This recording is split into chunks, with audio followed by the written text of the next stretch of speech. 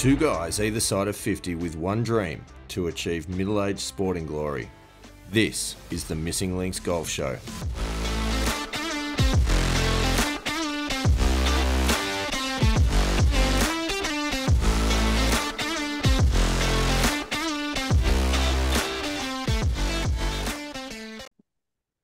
Welcome back, pilgrims, to episode 40 of the Missing Links Golf Show. I'm Steve Hinks, joined by Andy Walker. 40 episodes, Andy Walker. We don't have a birthday cake or anything. No, we don't, but we've still got to remember we've got to raise the bat at 50. So another 10 episodes. That's going And to creep up we're pretty going fast. to have a cricket bat somewhere Yeah. in the room when Yeah. we hit 50. So Yeah. yeah, definitely raising the bat at 50. I mean 40, it's sort 40. of, yeah, it's almost there, but not quite. Yeah, I mean 40. 40 is the new 30 anyway. So really, what does it matter? Apparently. I thought 50 was the new 30.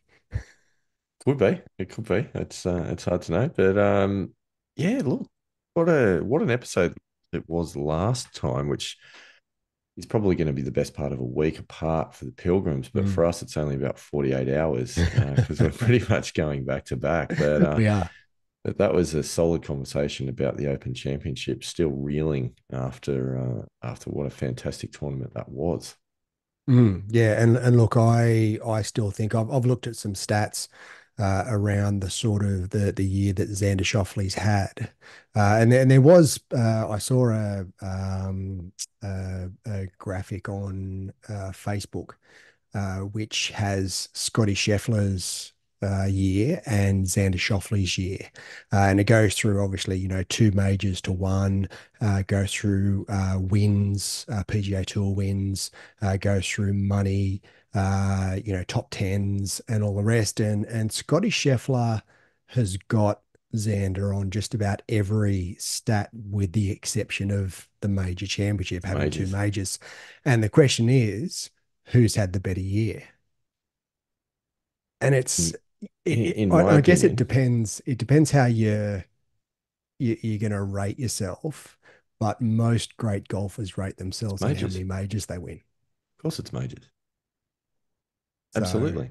yeah, it was quite interesting that you just look through those stats. And I mean, Scheffler's won an enormous amount of money this year. Like it's like 28 million or something he's won so far this Yeah. year. Xander's at about Um, 15 or 16 or something.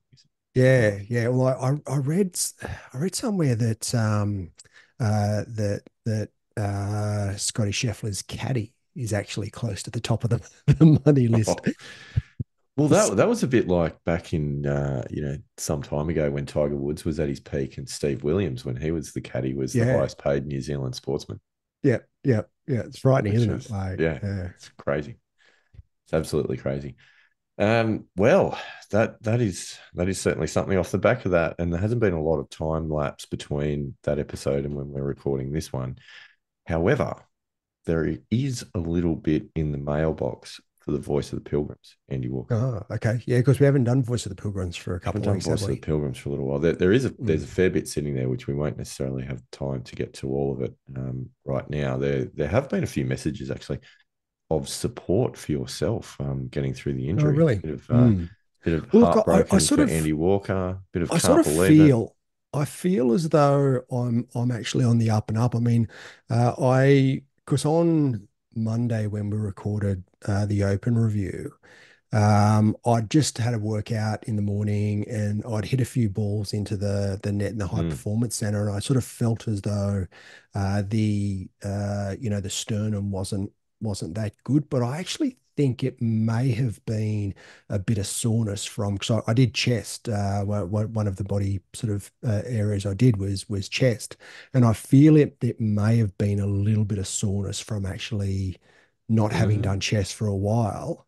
interesting. And because I've have hit a few more balls in the high performance center over the last couple of days, and it actually feels okay. So, I This didn't is get the encouraging. same level of soreness as what I did on Monday. I can still feel it a little bit, but I think it's definitely improved.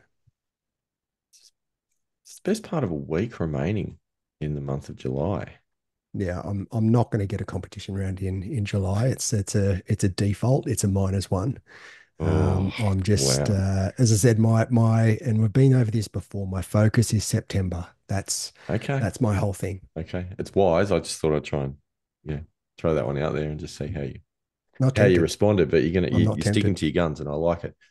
It's good because you've got to play the long game here, Andy Walker. So with that in mind, we're obviously not going to be talking about any of your rounds of golf tonight. No, we are not. So spoiler alert early in the show. But I do have a round that we're going to talk about, and we of course, as a result of that, then also need to debrief the yearly championship and give the Pilgrims an update on the standings at the end of July. Getting Probably close, fair I to think it's going to be.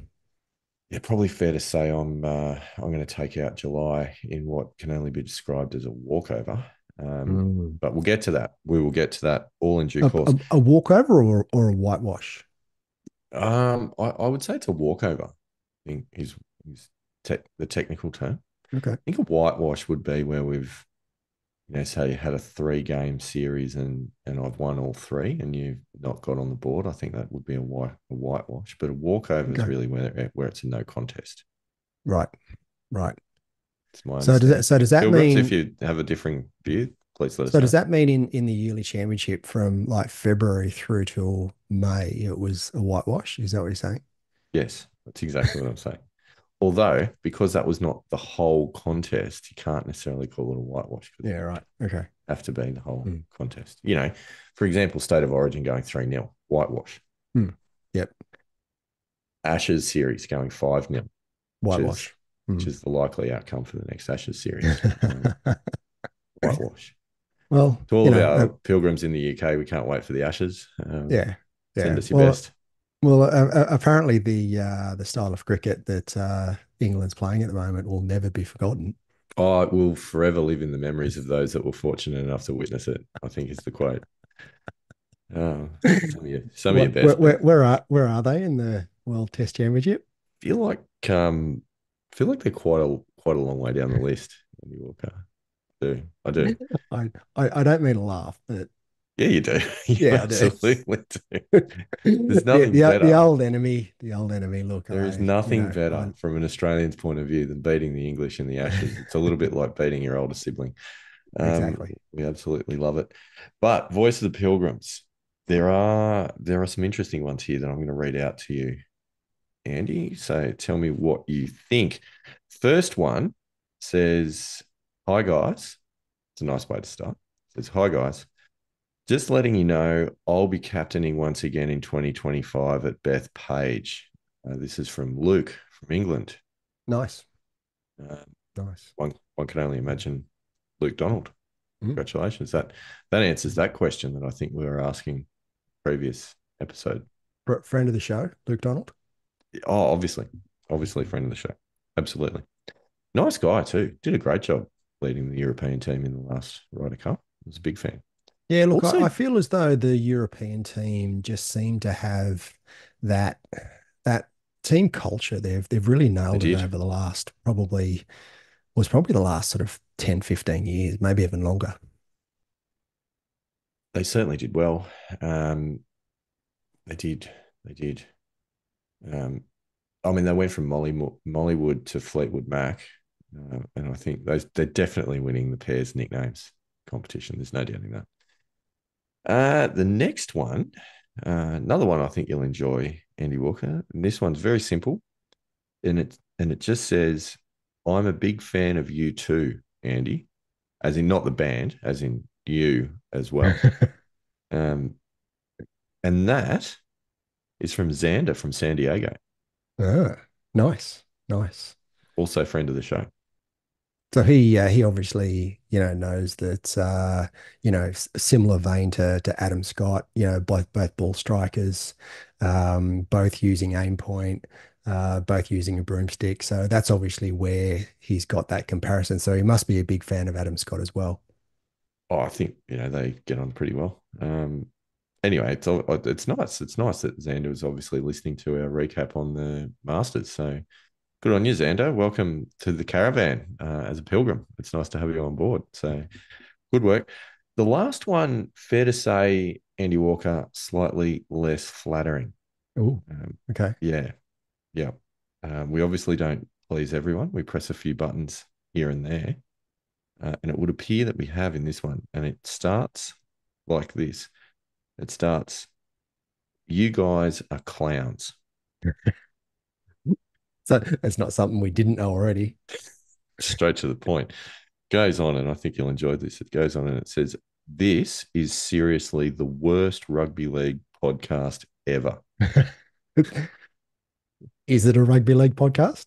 That was from, wait for it, Billy from Brisbane. Ah, right. Good one. Good one. Yes. Well, Billy, the Yeah. only thing I Billy can Slater say perhaps is getting on go the getting on Blues. board getting on board the caravan. Billy, I hate to burst your bubble, champion, but it's not a rugby league podcast, even though we Mm. don't mind a bit of a chat about footy every now and then. It's very much a golf podcast. Well, So we do bring in a couple of sports in. We talk about cricket and we we talk do. about We do. the league and I'm not sure what else have we talked about. Have we've brought in poker? We've brought in with Yevgeny Kafelnikov. Yevgeny, yeah. I don't know. I mean, if there's any other sports that pilgrims want to hear about, I'm certainly, open to wide-ranging discussions. I mean, Mm. I don't know. I mean, we've got the Olympics coming up, so that's going to be a obviously smorgasbord of Mm. sports to talk about. We'll be I getting did read somewhere, I forget where it was, wasn't on socials. I think it was just one on one of the news sites that there's an AI predictor. They've pulled together for the medal tally. all the Mm, results of all the potential results of where the various sports people are in the world rankings, and they reckon that Australia is going to have their best Olympics. I think it's in the last like 40 years or the last 50 years. Like there's gonna be about 15 gold and I think like 35 medals in total. So mm. yeah, go Aussie. Um, I did see that, and it got me thinking. Like, really, do you need artificial intelligence on that, or is that not just based on qualifying times and world rankings? I don't know. Is Do you that need not just a artificial stats intelligence on a package? for your golf swing? I mean, Well, it's funny you say that because my Callaway Apex irons apparently have artificial intelligence in oh, the design of the face in some way, shape, or form. I don't, nice. I don't, I don't understand it. Anyhow, moving on. What are we here to talk about today, Andy Walker? There's a round of golf to go through. There is, there is. Yeah, Only one. Of course, yeah, there's only one really been played. that's right. So And when did you? Was it last weekend or the weekend it's before? last it was last weekend. Weekend just gone. Yep. Because I mean, I'm actually I've got the Golf Australia app up at the moment, and I can't actually see a round of golf there. The last round of golf that I can see is the 6th of July. So I actually do question whether this round of golf actually happened. It's a good question. And it is a very good question. I can tell you this: it did happen. I've got the scorecard that I can send to you to prove it, um, which I'm happy to do after we run through the round because I don't want to give all the surprises away just yet. Um, but strangely, it did not upload into the Golf Australia handicapping system. No, I no. wonder if that was something to do with the CrowdStrike global IT outage that happened on Mm, Australian time late in the Friday afternoon before the round of golf was played on the Saturday. I don't know. potentially, I'm guessing. potentially. I'm guessing. But I spoke to other players at the club that played in the same competition. Also, their rounds had not been uploaded into Mm, the system. So I don't know. The results sheet is there at the club. The information is on the members portal, but it has not made its way to Golf Australia. So this is mm. controversial. Yeah, yeah, yeah. Well, has there been? Let me just have a look at my a few others that I follow. Oh yeah, there's others that have been posted. Actually, round of golf today. I can see Ted from Mollymook, who I follow on the handicap, his handicap index. He's had a round of golf today. 31 points. That's not bad. 31 points is a good score. playing off 10, 15 31, over. 31 points off 10. It's not a bad score. I was actually talking to Ted from Monmouth the other day, and he did break his age again, which it just seems to be almost a weekly occurrence for him. Yes. Good effort. But well, I mean, Very we're good not effort. here to talk about Ted from Monmouth, are we? We're No, here to talk no, about no, we're not. We're not. Steve So Hicks. I might set the scene, Andy Walker, if you don't mind. We might set the scene. I did get the microphone out before heading to the course on Saturday morning, um, and just recorded a couple of thoughts about that. So if you like, I'm happy to jump to that recording now, and you can see what you think. Let's do it. All right, strap in. Well, it's Saturday morning. It's a bit before 11. I'm about to head to the course for today's round. Today's round is a Stableford event. It's a 4-ball best ball, so a pairs event, but also with individual in conjunction. So that's exciting. Um, Downside today, it is cold. It's also very windy, which is a little bit of a concern. There have been some showers earlier this morning. The ground's pretty wet and pretty soft, so look, hopefully the rain stays away because that could get quite unpleasant if it's cold, wet, and windy. If it's just cold and windy, I guess we can deal. But yeah, not ideal. So might be an interesting one out there today. We'll see how we go. And Pilgrims, I have to admit, I'm feeling a bit nervous. This is unexpected, but I am actually feeling more nerves than normal before this round. So that's not something that I thought was going to happen. But just I guess a bit of background. We're starting on 10 today instead of on 1. So we're booked in to tee off on the 10th. That was actually my call, booking in the group. And I'll be honest, it was actually about, I feel like I have to face the demons from the last round. After what happened on 12, 13, and 14 in the last round, I feel like I've got to get in there and not leave it till the second half of the round. So that could be adding to the feelings of nerves. I think it probably is.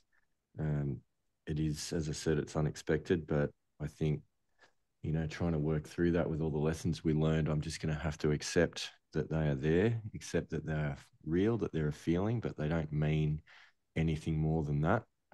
Being nervous just means you're doing something that you care about. So we'll focus on that. We'll focus on the positives. We'll focus on the process, and not get too stuck on those feelings, and certainly not try and fight them. So my aim is to accept that that's how I'm feeling, focus on the process, and try and put a good swing on it. And yeah, I'm excited to take on these holes that gave me a beating last time around. So let's see how we go. Talk to you soon. Mm. Thoughts? Nervous. Mm. I It's thought uh, unexpected. I thought you were going to say that you were nervous because of all the pressure that I've put on you in July. No, No. no, that Okay. wasn't top of the list. Uh, No, but yeah, it was quite interesting. And it was one of those things when I was booking the round in. Generally, I like to play off 1 yeah. because that's just how the course is designed, right? Like you play 1 to 18. The rest of the regulars in the group have a tendency to want to play off 10. Yeah. Right. Okay. And the reason for that is up the right hand side of the first hole is out of bounds all the Mm. way. So Yep. for the other guys who are all right handed, and the potential for losing one out to the right is real, uh, they kind of like to avoid that tee shot for as long as possible. Mm. I personally think and have always expressed my doubts about that strategy because playing off 10, you play the 10th, and then you play the 11th, which is a par 3. And then you go straight into the run of 12, 13, 14, which are 3 of the tougher holes, Yep. with water, out of bounds, water off the tee in those 3. So I've always tried to avoid that. So when I was booking the group in to make that decision, it was quite interesting because I was ordinarily going to go to the first tee time. And then I kind of went, I just want to have a crack at these holes again and get it out of the way, Mm. have a shot at redemption, and maybe open up, release the pressure for the rest of the round, rather than playing the front nine, kind of thinking about what's going to happen when I make the Yeah, turn. yeah. So you've I've never had that before. effectively, fallen off the horse and you just want to get straight back on again and Pretty much, away you go. Yeah. pretty much that was it. I think really, but then it was so that was fine. So I thought, yep, I'll do that. Made the booking. Then it was when I was getting ready to leave for the course, kind of going, oh, feeling a bit tight. Wait. Mm. And the other thing which I hadn't anticipated is the wind was up. It was Yeah, right. it Mm. was at least a two club wind. Mm. And we'll talk about some of the club selections for some of the holes that will make sense of that. So it was a tough day. It was a tough day. Um, so do you want to hear how it went, or should we Yeah. just leave it there? No, I think the point of this episode is actually to review the round. So I think Right. So we need to go through it. it's at some point, we've got to be outcome focused, not just process focused. Yeah. Okay. No, that's fine. All right. So we teed off on 10. Stood up on 10. 10 is slight dog leg left par four. Um, and there was a bit of a cross breeze blowing towards the left where you don't want to lose it because that would go into the trees and block you out from getting to the green. Anyway, smoked a drive, which was fantastic, straight up the middle. Really good way to get the round underway, ease the tension, baby. And then, excuse me, hit a wedge just short of the green. And it was quite soft. It was probably about, I would say, about, I don't know, 15 foot or so short of the front edge of the green. Mm. But I didn't really want to play a chip off the ground because it was quite puddingy, um, quite easy to dig the leading edge in. So I hit the putter, probably hit it a little harder than I needed to get through the soft fringe, and ran it about another 12 to 15 feet past the hole. Ooh, So the comeback putt was big, sweeping left to righter. Andy Walker absolutely binned it for a par. nice, nice. So that was a good way to start.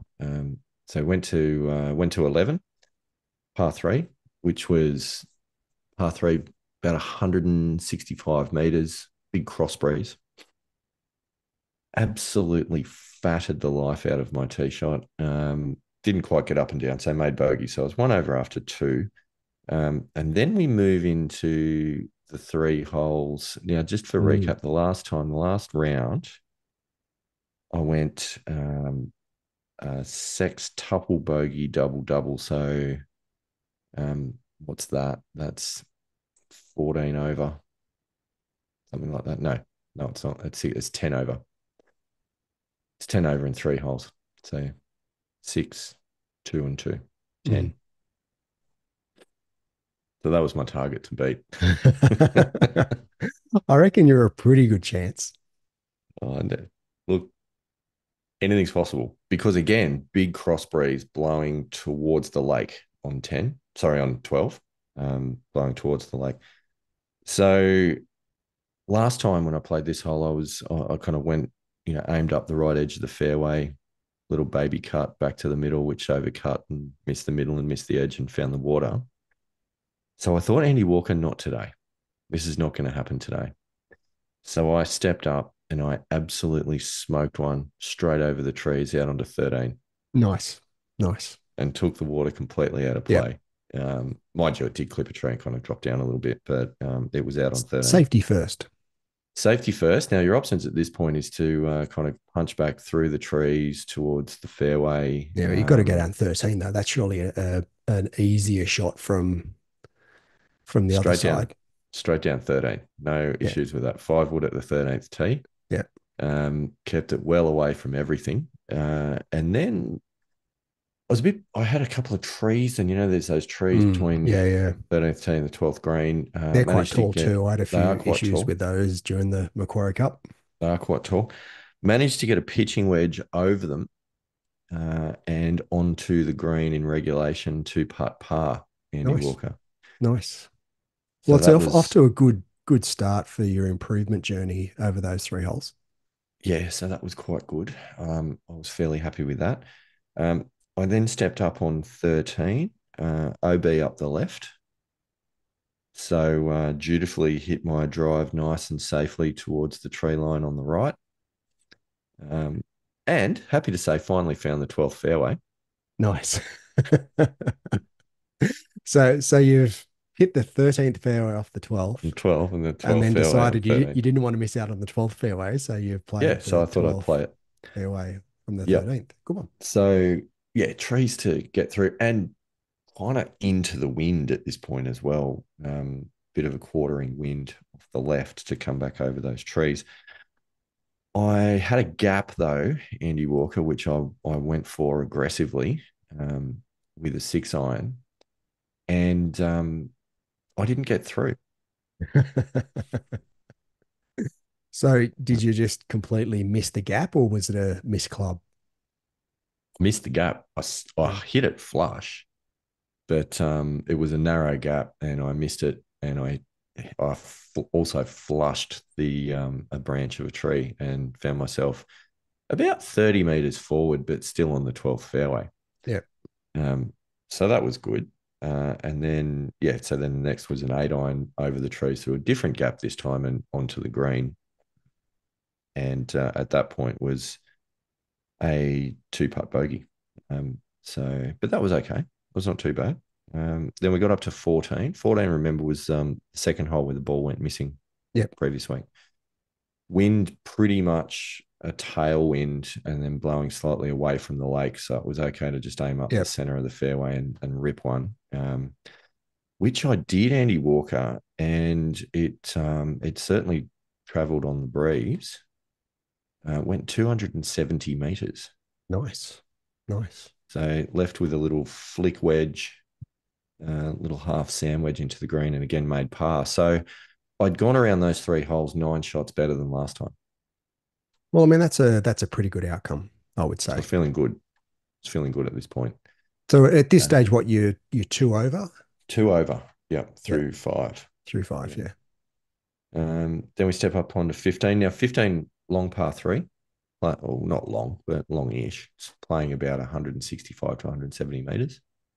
So what's that work out at?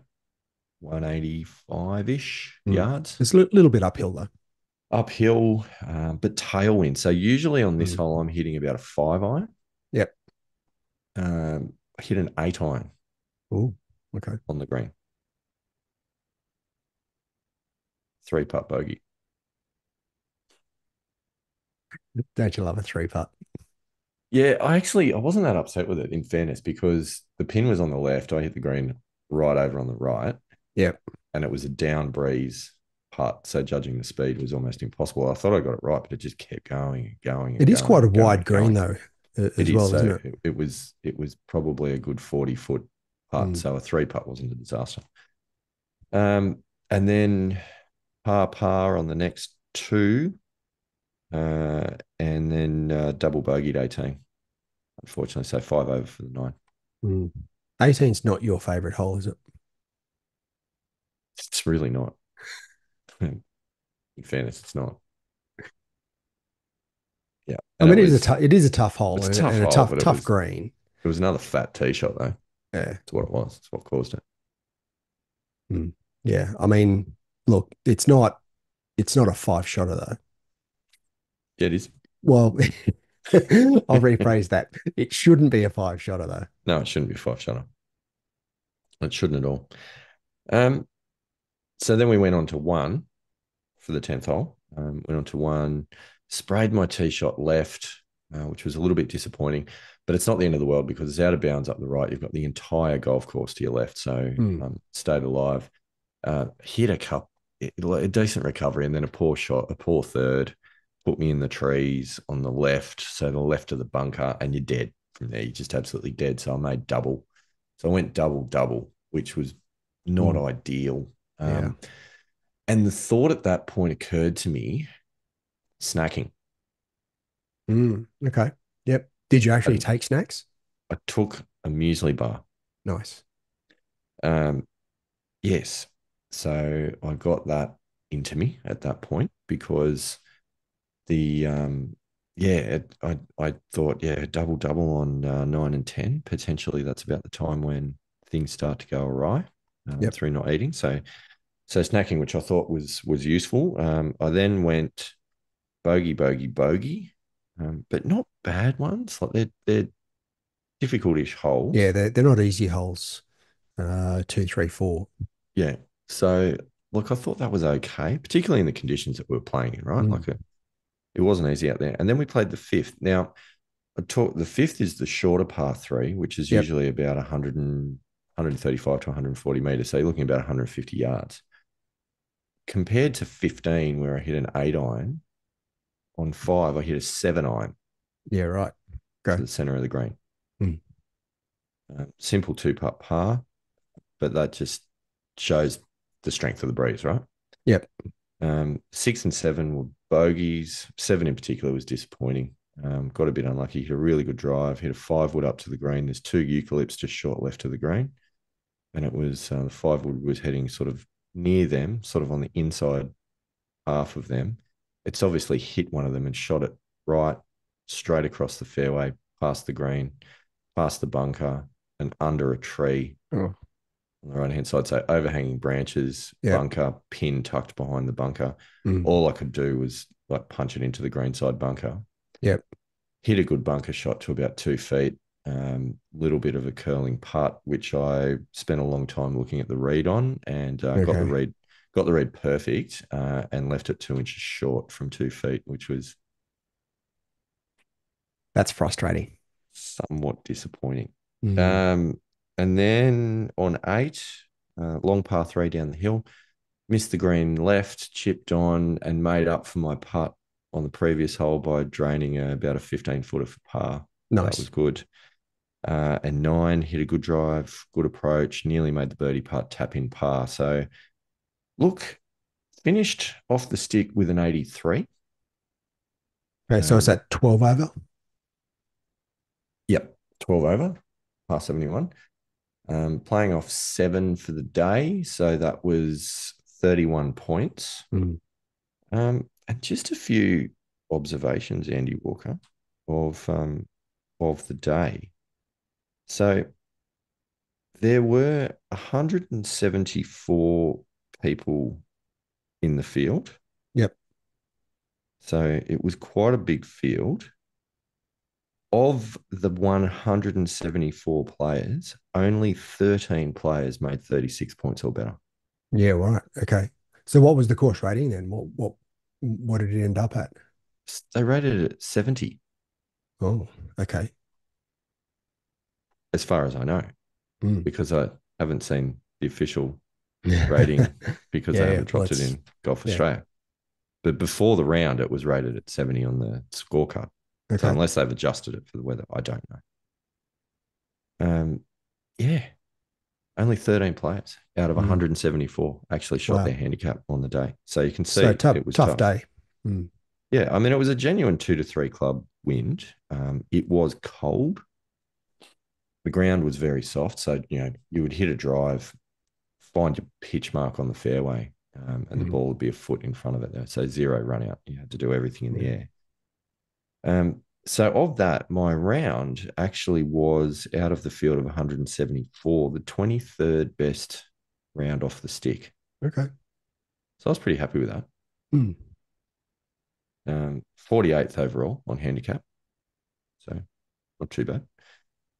Um, yeah, I think, there are a lot of good lessons learned out of it. I felt like I was better prepared for the weather. I had a thermal undershirt on, which made a difference. Oh, nice.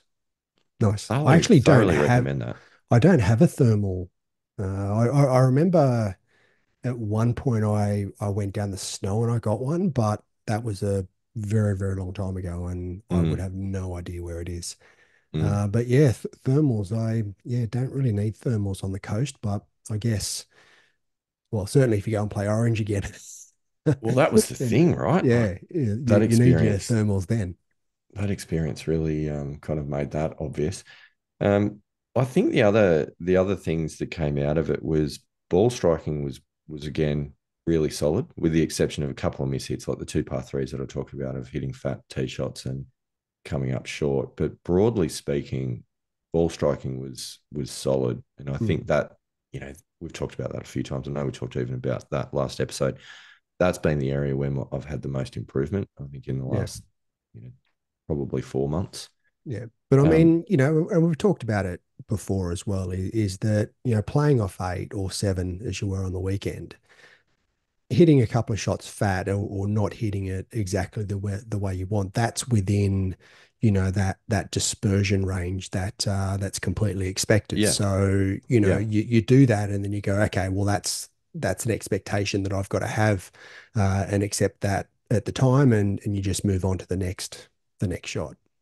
And that's 100% right. And I think, in fairness, like that's something that probably both of us have gotten a lot better at Mm. since learning the lessons that we have during this show and talking to the likes of Josh Nichols, Michael Leonard, all the guys that we've been able to chat with about these sorts of things. That you kind of go, well, actually, I'm not going to hear everything perfectly. Like Mm. it's, not even Xander. Actually, maybe Xander, I'm but gonna say yeah, he did he's pretty pretty close. well for first 3 rounds. I mean, he was solid without being, phenomenal. Whereas that last round, I don't think he hit a bad shot in that last round. I Mm, watched a fair bit of it, and I don't. I mean, he probably did, but yeah, it was marginal. mm. Yeah, no, definitely. Um, I mean, other things. I'm now absolutely on the snacking bandwagon, Yeah, Andy Walker. I think yeah. that. I'd probably try a couple of different things. I usually don't do like a muesli bar or a grain. I usually try and make it a fruit. As I Mm, said, I love a banana. I've got issues with Yeah. bananas. Do you? Yeah, yeah. Yeah, I don't Get know. a get a puke reflex on bananas. It's All right. Okay. bizarre. Yeah, Yeah, so that's not that's going not to good. work. No, no, I Yeah, wouldn't do that. That's could do that's an not apple I. or a mandarin or something like Yeah, that. That'd be fun. yeah, not ideal as you're going down the back nine to Yeah, puke over God, a banana. bananas. Oh, bananas. Mm. Ricky G. You remember Ricky G? Yep. In previous workplace, used to deliberately Yep. leave banana skins in the bin in my office. Oh, did he? Yes, he did. That doesn't surprise me at all. Yeah, Talking about a random human, he was highly amusing, good really good fella. guy. But yeah, I can see him doing that. Yep. So yeah, it's probably not going to be bananas, but it could be many other things. But anyway, nevertheless, that in itself helped. I felt like I could feel a difference. Now that might have been just mental, but I'd feel like I could feel a bit of a difference. Um, Other things that I noticed was I was really very happy with my ability, and as per the recording at the beginning, to just accept the feelings that were going on and not allow that to come in to have an impact on how I played the first few holes. Hmm. Well, I mean, we've Um, we've talked about it before, and I remember the story that you told about your young bloke, where you can turn nervousness into your superpower, yeah, and yeah, yeah. that nervousness, rather than seeing it as a negative thing, to turn that around into a positive. I mean, everyone's going to be nervous. Well, the vast majority of people are going to be nervous when it's coming into something that they care about, Mm. especially, on whether it be on the sporting field or a performance or a speech or something like that. Vast majority of people are going to be nervous, but if you can turn that into, whether it be an excitement or something that you're looking forward to, then it makes a enormous difference. I actually felt like all that's true. And I felt one of the most effective things was to just acknowledge it and to go, yeah, it's okay. I don't have to tell myself, don't be silly, don't feel like that. Any overly positive pep talk or all of those sorts of things. But to be able Mm. to say, it's okay. And the only reason that you feel like that is because you want to do well. And that feeling is not a predictor that things are going to go badly. Like that's Yeah. just a feeling that you go, I want to do well. And obviously, I'm a bit unsure because of what happened last time. So it's all completely normal, but like none Mm. of that means anything is going to happen today in any preordained way. So to kind of just accept that and let that go, that was really freeing. I don't think I would have been able to process it like that. And like previous to some of the conversations that we've had with a few of the guests that we've had on this show. Mm. Yeah, yeah. And just as it works the other way in that, you could go out and shoot a round of your life, and that doesn't necessarily mean that the next time you step out on a golf course, you're also going to play well. Potentially could be the complete opposite. And I have read a few articles about how difficult it is, when you're playing, 72 holes, especially when you have a really, really low round, how difficult it is to back it up with Mm, another really low round. Yet that's the expectation that most people have. Rory, goes out and shoots, 63 or 62 in the first round of the Scottish Open, and everyone expected him to, or was it Justin Thomas? No, Justin Thomas did that, and mm. everyone expected him JJ, yeah. to just like run away with it, and he didn't.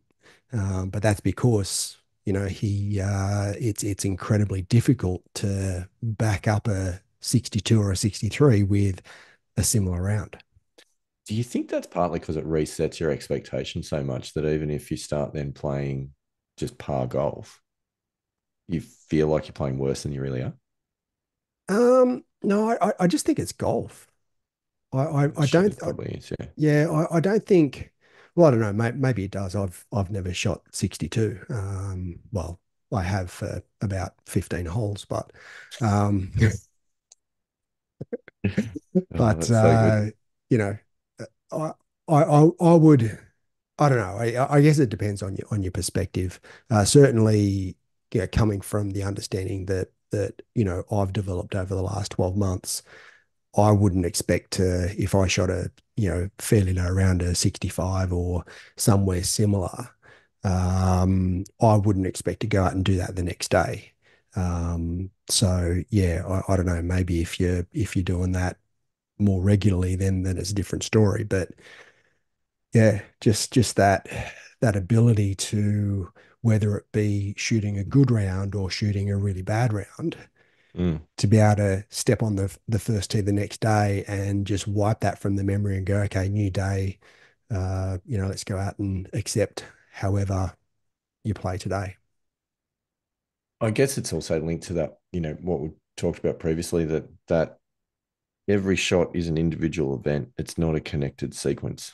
Mm, So what's happened before really doesn't have bearing on what's going to happen the next time, unless there's swing flaws that you're dealing with and some other issues. But just because you played better than average or worse than average on the previous shot or the previous round, it has no bearing on what you're going to do on this particular round. But mm. convincing your brain of that, Andy Yeah, Walker, is extremely difficult yeah, because absolutely, 100%.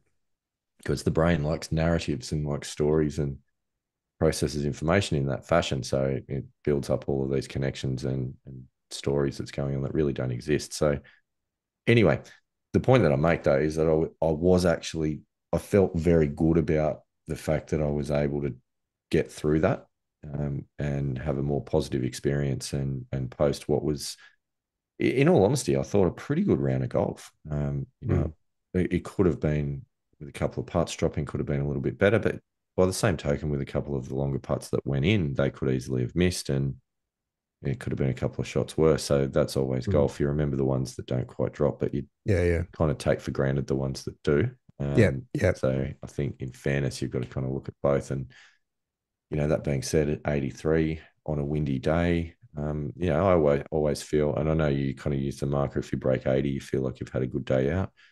Um, I used to feel if I break 85, I've had a decent day out. I feel like that metric's coming in a little bit Mm, now. So, yeah, maybe 83 is the number, that if I go better than that, it's mm, good. If I hit that, it's okay. If I'm higher than that, probably it's a bit disappointing. yeah, yeah. See, and it's interesting because the last couple of rounds that I've had have been 278s. And yes, admittedly, I've been injured during those two rounds and pulled up pretty sore over the last few holes. But I've been pretty disappointed Mm. with those rounds after playing quite well through April and May. So yeah, So look, it's your number might be more like 75 now. yeah, yeah, and that's it. If I shoot over 75, I would Yeah. expect, well, maybe not now. I think maybe the first few rounds when I come back, I'll have a different expectation, but I am going to be expecting to progress fairly rapidly given where I've come from earlier in the year. So yeah, Mm. there is going to be an expectation there, and whether that's going to be a good thing or a bad thing, we'll have to wait and see.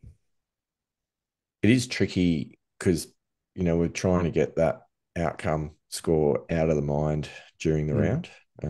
But obviously, when you're processing it afterwards, and that's one of the things about golfing, it is about you've got to add all your shots up at some point and, mm. you know, And acknowledge that the number is I what it also is. think, when I had that expectation of if I break 80, I'm happy. The where I'm at in my game and my understanding and my mental focus is very, very different to what I was, earlier in the year and late last year. So even though I Yeah, haven't really played over the last couple of months, I'm still in a different mindset, and I'll take that and run with it over when I get back into playing and practicing. So yeah, I don't know. I think, well, I'm hoping that I'll get back into that sort of 70 to 75 range fairly quickly. I'm sure you will. Could be first day out. Who knows? You might Could shoot be a un, 65. unlikely, but could be. So here's a question for you. Mm. After the weekend and playing on Saturday, how now do you feel, and have you processed the previous round? And in your words, the ejection out of the cockpit, and how do you feel about that, and what have you learnt from it? Yeah, it it's an interesting question because I think it was a it was a different it was a different kind of an ejection to the traditional, you know, really don't care and throw the toys out of the pram and do Mm. whatever. It was more of a subtle ejection in Is there such a thing as a yeah, subtle ejection? there is, and it's a Okay. bizarre one. It's hard to explain without experiencing it. Is And it it was like just slow mo? Like you just feel well, like you're in. no, it was actually quite the opposite of that Okay. because it all happened so quickly. It was a bit like just being on the ropes and just getting absolutely smashed for 30 seconds and again, being in a bit of a daze going, I don't even know what's going on. And the problem with it was that being a stroke event, um, there was just there was no way back, like Yeah, and in a and that stable late sort in of, the round as yeah, well. like there was, and at that point, and I think what was happening in honesty was I was still trying to come to terms with what had happened Mm, mm. and not get angry, but at the same time, finding it difficult to muster up a lot of um, care factor. But like, I knew I couldn't achieve anything. So I knew the round was gone. I knew the score was gone. And what it led to was, like a couple of times, there was one moment on the 16th hole, was par five, which I'd hit my drive, kind of just leaked into the trees on the left, punched out, hit a six iron towards the green for my approach, missed the green left, and it was a left pin tucked on that little back peninsula. And where I might have, if I was really focused on posting a score, played a conservative sort of a lower bump and run style, I thought, well, now it's time to practice a bit of short Mm. game work that I don't get a chance to do. So I'll Yep. try the high flop. And I couldn't thin it, but I didn't hit it flush. So it went too far and went over Mm. that piece of green and then chipped back on and got up and down. But it was So it was so just you sort didn't of make the things like that. decisions that you would have made if you were having a good score. Is that what you're saying? Pretty much. Yeah. I think it was just more a case of, um, probably tried a few shots that I ordinarily wouldn't try in Mm. in comp. So it wasn't that cranky, sullen ejection. It was Yep. just I wasn't applying the focus and Mm. therefore wasn't as concerned about the score because I knew the score was gone. So I would try a few things that I didn't ordinarily try. Yeah. Mm. Probably a Mm. more Because accurate description. I have heard a few stories about Tiger and the way he used to deal with when he wasn't playing particularly well, that he would still, even though he might have realized he's not going to win or he's not going to, be top 10, but he will still set himself micro goals. So, he'll have 4 or 5 holes to play and he'll go, okay, well, I want to come home in 2 under. So he'll set micro goals, which will allow him to come off the course in a much better frame of mind than what he otherwise would have if he'd just completely let the score go. And I completely would agree with that. It's the right thing to do. I think the other things that were at play in that round was the severe coldness of the afternoon and the severe slowness of the play that just made it Mm. really hard to keep caring. Yep. Um, none of that I would say is the right thing to do, but looking back on it, I can kind of understand it. And I've basically, sort of looked at that round now as 2 rounds and gone, it was a really good front nine. Um, and the back nine, let's just forget about it, Mm. move on. So it was a round of 2 nines. Is that what you're saying? Yeah, it was actually around of 18 holes. Come But on. yeah. The other thing is, I think there's going to be a day like that every so often. That hasn't happened for a long time. Yep. Probably won't happen for a long time. But when it does, I think you can get too focused on it and too caught up on it and Mm. too twisted into a pretzel about the negative. I'm happy to have gotten back out and had a decent round and got good golf back to where it needs to be, Yep. to be able to move on. Fair enough. Yeah. I Really. mean, sometimes you just got to wipe the slate clean and move on, Mm. and not think about it too much. It from what you said, and I know you used this quote maybe a month or so back, and I think it was a Mike Tyson quote, is that everyone's got a plan until you get punched in the face, and it just Oh, sounds like mate, over it those few was. holes you were just punched in the face. You're on the It was. canvas, and It was there a was knockout. whether it be confusion or you just yeah. Those last few holes seem a little bit of a They were a blur. blur. They were a Yeah. blur. And they legitimately were a blur. Like I can barely even remember playing much of the golf on it, Yep. which is a bit interesting in its own right. But the other thing that happens, right, is that was only 3 holes. But by the end of the third hole, it felt like it was the whole round. Like Yep. the hole, not the golf hole, but the hole you're in Mm. feels so much deeper and bigger and wider than what it really is. There's a Yep. lesson in that for Mm. when you feel like things are going bad, they're potentially not as bad and as far off as what you think that they are. Um, but having said that, like Although it's in that round they probably were. no, well, they were because it was a stroke event. Like if that was a Yeah. Stableford event, you can come back from that. So it was, Mm. I would have made 1 point, I think, through those 3 holes, and that Mm. was 2 wipes and a 1 pointer. Like that Yeah. can happen in a round of golf. Like Yeah. that's And fine. and I mean I guess you can isolate those 3 holes and go, well, you take those 3 holes out of the round and Yeah, it's not that bad. yeah, yeah. But yeah, it happens, and when you shoot 6 over on one hole and you're playing off 8, you're pretty much screwed. Yeah. Yeah. I think Um, I do remember doing that once in a stroke round. I think we may have been playing together when I didn't realize it was a stroke round. I thought it yeah, was that a was on the Stableford first. and That was on the first. That was pretty funny. Like oh Andy, yeah, I don't, what are you doing? Yeah, not sure it was funny, but yeah, may have been for the 3 blokes I was yeah, playing with, but yeah. yeah, no, I thought it was a Stableford and I had a wipe, so I hit my ball Mm, away. Oh, it's a mm, stroke event. mm, mm. Good one. Yeah. So anyway, it happens, It but does. no, it was good to get back to decent golf. Yeah, there was some decent ball striking out there. I would say this though, and this is probably the one lasting thing that comes out. Like there's a lot to be happy about.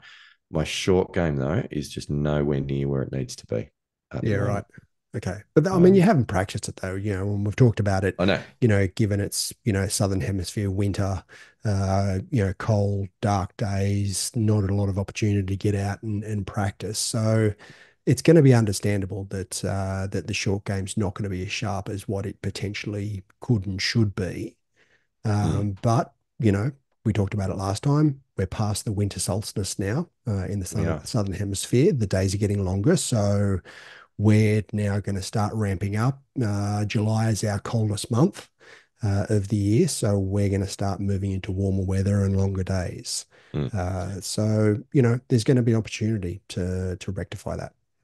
It is going to be the focus for this summer, for the spring and summer, because when we move into the autumn or the fall, if you prefer, that is when the New South Wales Senior Amateur is Yes. going to be on, and it is my commitment and desire to have my short game in shape and be reliable at that point. And uh, it's come and gone over time, but at the moment, it just I don't have confidence, Mm. um, and that's the Yep. issue. Mm.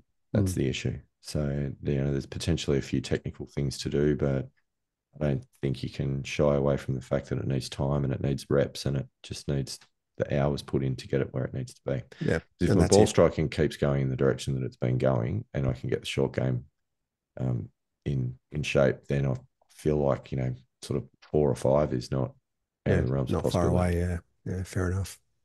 So that's got to be the focus. That's where to from here. Nice.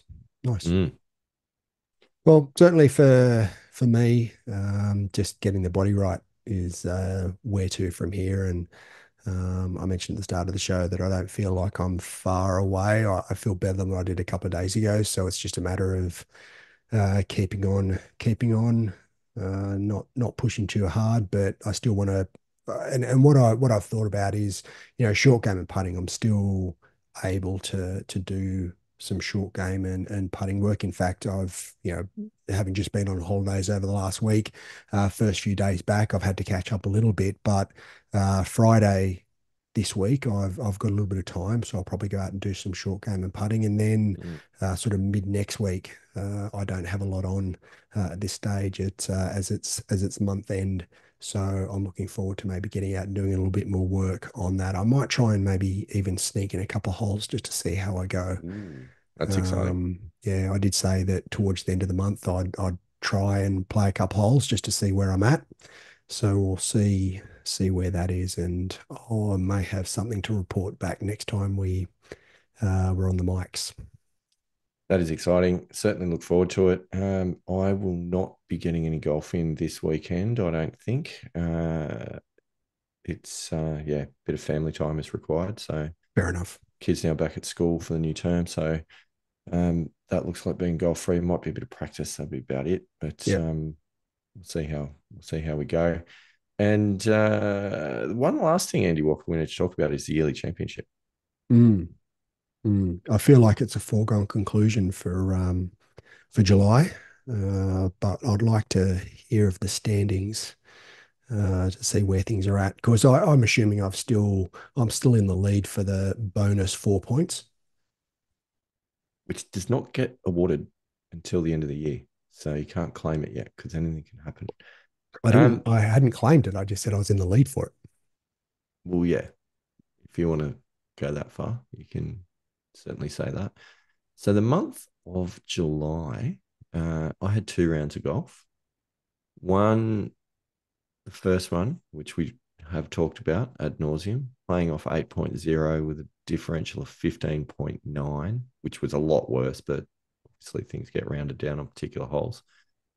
Was a negative differential variance of 98.75%. Let's call that 99%.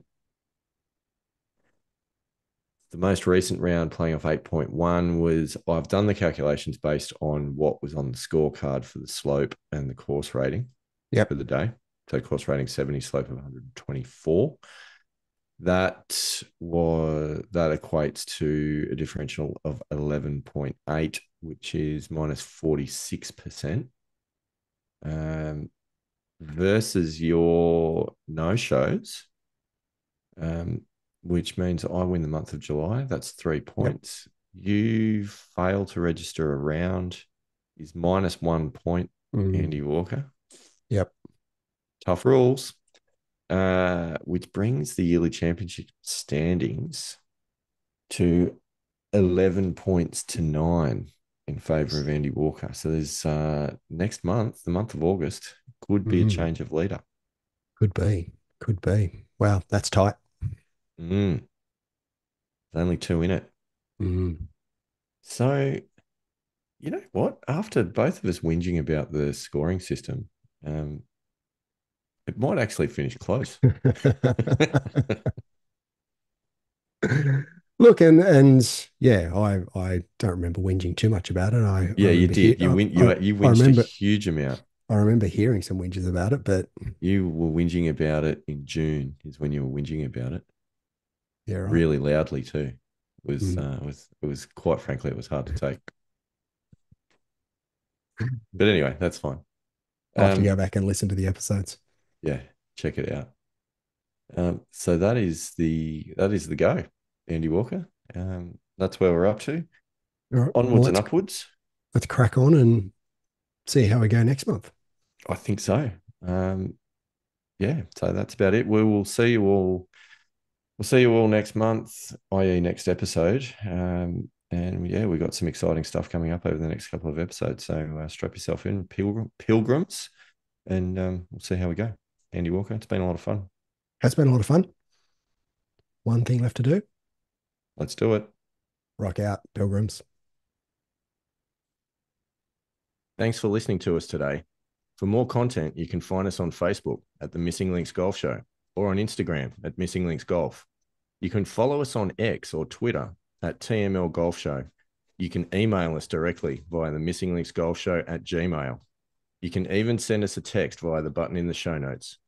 We love to hear from our pilgrims, so please get in touch, or better yet, leave us a review on your podcasting platform of choice. See you next time on the Missing Links Golf Show.